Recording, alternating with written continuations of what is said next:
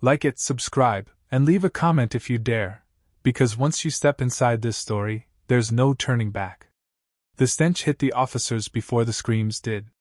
Burnt fabric, blood, sewage, and something darker clung to the air as dawn crept over São Paulo on October 2, 1992. Inside the concrete belly of Candiru Super-Max Prison, the night had ended in silence, but not the peaceful kind. It was the silence that follows catastrophe, when even the walls seem afraid to speak. Candiru wasn't supposed to fall. Built to cage the most dangerous men in Brazil, it housed over 7,000 inmates in a structure designed for less than half that number. From the outside, it looked like a fortress. From the inside, it was a pressure cooker. And that morning, officers stepping through shattered gates realized something had gone terribly, irreversibly wrong. Bodies lay twisted across corridors slick with water and blood. Some were piled near cell doors, others slumped in corners as if trying to hide from the inevitable. The official count would later become a global controversy, but at that moment, numbers didn't matter. What mattered was that Candiru had exploded from within, and no one knew who lit the match. The riot had begun the previous afternoon in Pavilion 9. According to surviving inmates, it started as a fight over a card game. A petty spark in a place already soaked in gasoline. Within minutes, rival factions surged through the cell blocks. Metal bars were ripped from beds. Fires bloomed in trash-filled corridors. Guards retreated, sealing exits and calling for backup that felt impossibly far away. By nightfall, Candiru was no longer a prison. It was a battlefield. Detective Marcos Azevedo arrived hours after the shooting stopped. A veteran of São Paulo's homicide division, he'd seen cartel executions, gang wars, and crime scenes that haunted his sleep. Nothing prepared him for Pavilion 9. The walls were riddled with bullet holes, many clustered at chest height. Others were higher, as if fired into crowds. Azevedo noticed something else immediately. Most of the bodies were unarmed. Official statements would later describe a necessary intervention. A violent uprising. Officers defending their lives. But as Azevedo walked the corridors, a different story whispered from the evidence. Many victims had been shot at close range. Some bore signs of restraint. Others were found in cells that had been locked from the outside. Outside the prison gates, families gathered in chaos. Mothers screamed names. Wives clutched crumpled photographs. No lists were posted. No answers given. Rumors spread faster than facts. Hundreds dead, mass executions, bodies burned. The government urged calm. The media demanded access. And somewhere inside Candiru, the truth waited behind layers of concrete and silence. Azevedo wasn't alone. Federal investigator Helena Duarte was flown in from Brasilia as international attention intensified. Candiru was no longer just a Brazilian scandal, it was becoming a global one. Human rights groups demanded transparency. Foreign news crews camped outside the walls. The question echoed everywhere: how did a prison riot turn into one of the deadliest massacres in modern history? As the investigation unfolded, the focus shifted from the riot itself to what happened after control was supposedly regained. Witnesses described inmates waving white cloths from cells. Others claimed shots continued long after resistance ended. A prison guard, shaken and pale, told Duarte something chilling: that orders came down fast and vague, that chaos ruled, and that some officers believed there would be no consequences. But the most disturbing clues surfaced late on the second day. During a secondary sweep of Pavilion 9's lower level, investigators noticed a sealed maintenance corridor not listed on the original blueprints. The door was reinforced, its lock newer than the surrounding structure. No officer on duty could explain why it existed, or why it had been locked during the riot. When they finally forced it open, the corridor revealed a narrow stairwell leading underground. The air grew colder with each step. The walls were scorched, as if fire had been deliberately contained there. At the bottom, they found a room roughly the size of a classroom. Inside were makeshift stretchers, blood-soaked blankets, and shell casings collected into neat piles, as though someone had taken the time to clean, then stopped. In the far corner, etched into the concrete, was a list of names. Dozens of them. Some crossed out. Others circled. All matched inmates officially reported as missing after the riot. Azevedo stared at the wall, his jaw tightening. This wasn't collateral damage. This was something else entirely. And as investigators realized Candiru held secrets far darker than a riot gone wrong, one terrifying question rose above the rest. Who decided who lived, and who never walked out alive? By the third day, Candiru was sealed off like a crime scene that refused to give up its dead. Yellow tape fluttered against concrete walls stained with smoke, and the silence inside felt engineered, too deliberate, too controlled. Investigator Helena Duarte knew that kind of quiet. It wasn't peace. It was fear. The underground room changed everything. Official timelines began to unravel under scrutiny. If inmates had been taken below Pavilion 9, if names were marked and crossed off like a ledger, then the riot was only the beginning. What followed looked disturbingly organized.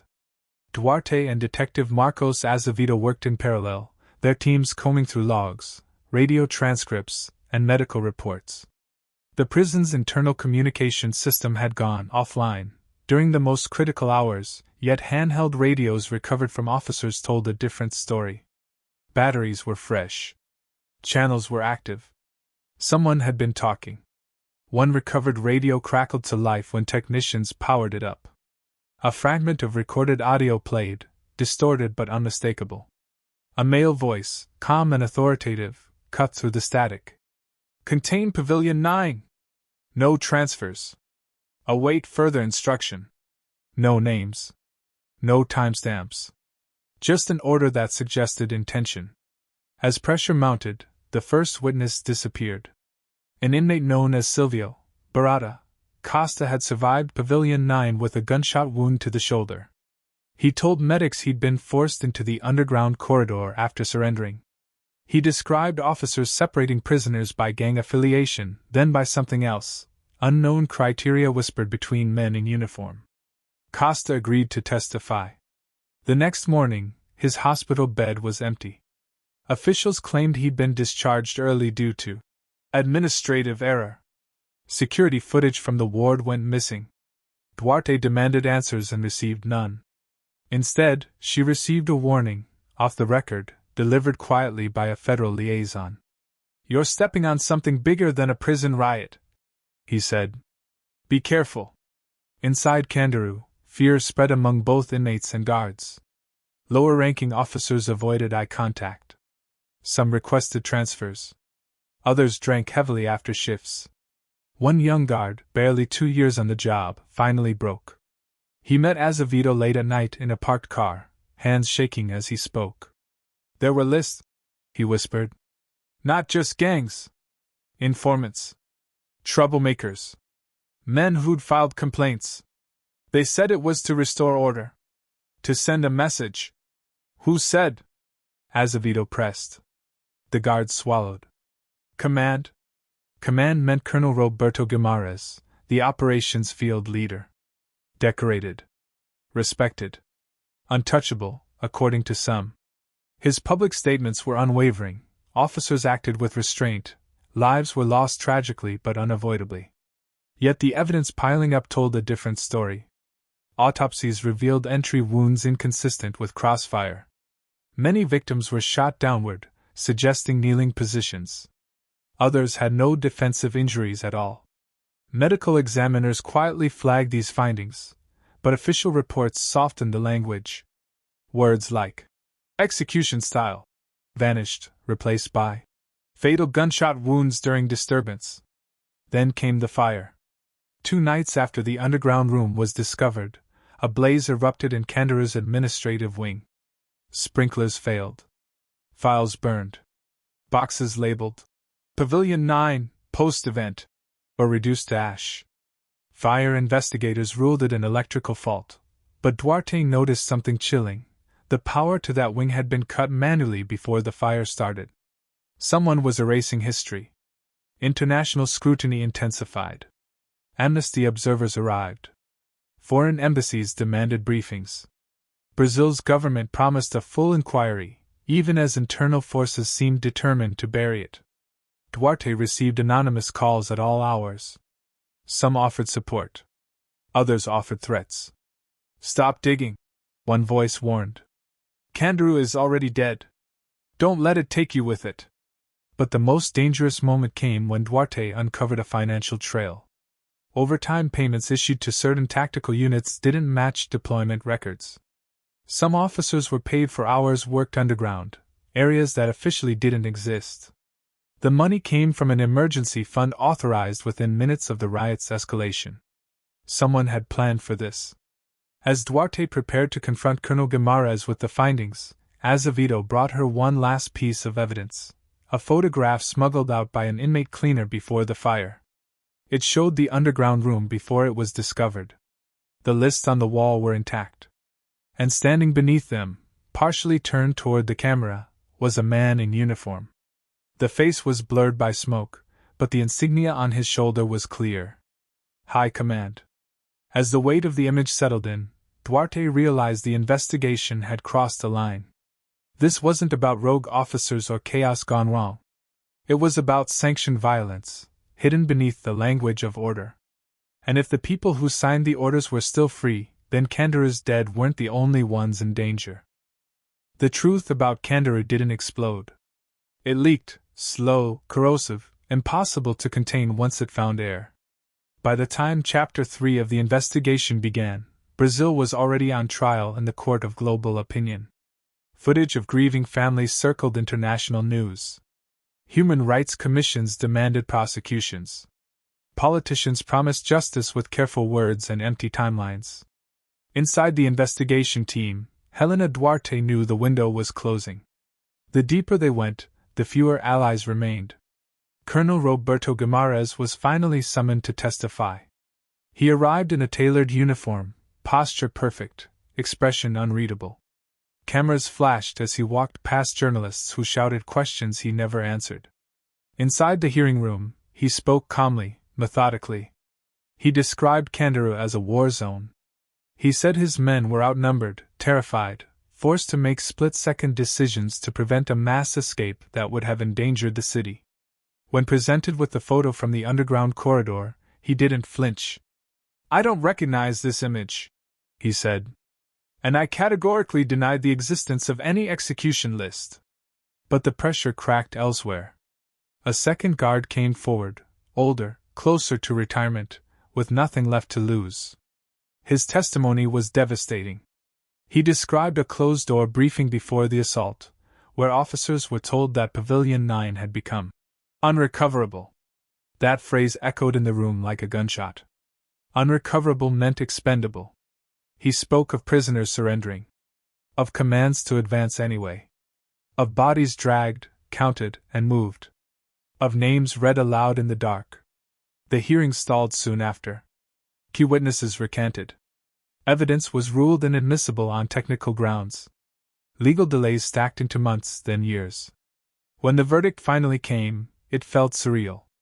Colonel Guimarães was convicted, then released pending appeal. The sentence evaporated into bureaucracy. Eventually, it vanished altogether. No one served time. Candiru Prison itself was demolished years later. The concrete walls came down under heavy machinery, reduced to dust as if the past could be erased with enough force. On the cleared ground, a public park was built. Children now play where blood once pooled. Joggers pass plaques that say nothing of lists, corridors, or underground rooms. Detective Marcos Azevedo retired quietly. He refused interviews. Those close to him said he never watched the news again. Helena Duarte stayed in public service longer, but the case marked her. She spoke once, at a closed conference, and said something that lingered with those who heard it. "Candiru wasn't a failure of control," she said. "It was a decision."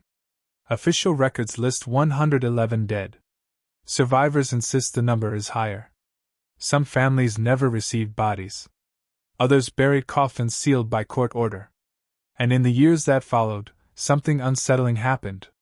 Former officers connected to the operation died under strange circumstances: accidents, sudden illnesses, unexplained disappearances. No links were proven.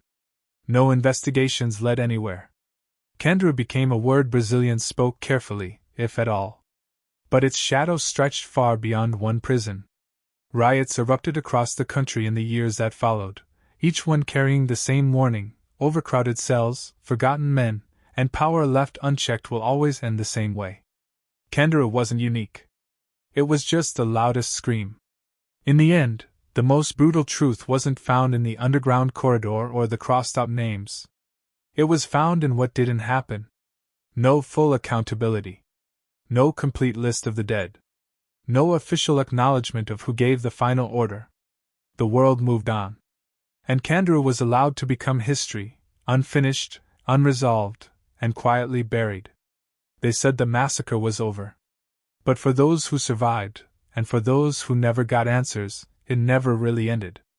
If this story shook you, remember, there are more buried truths like Candiru waiting to be uncovered. And the next one might be even closer than you think.